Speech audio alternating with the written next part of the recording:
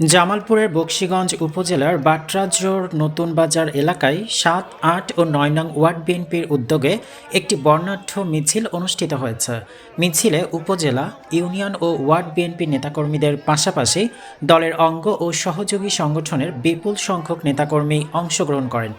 এ সময় পুরো নতুন বাজার এলাকা ধানের শীষ প্রতীকের পক্ষে বিভিন্ন স্লোগানে মুখর হয়ে ওঠে।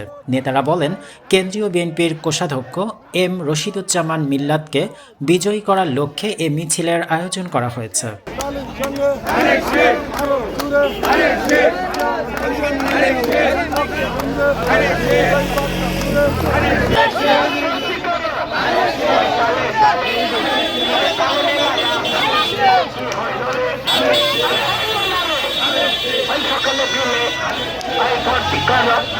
ওই ছোট হজরা ওই বাচ্চা জোরে ওই নতুন বাজারে আরে সরকার কাছে আরে সকলের কাছে ওই মার্কা আছে আবার কোন মার্কা ওই জোরে বলো হয় না রে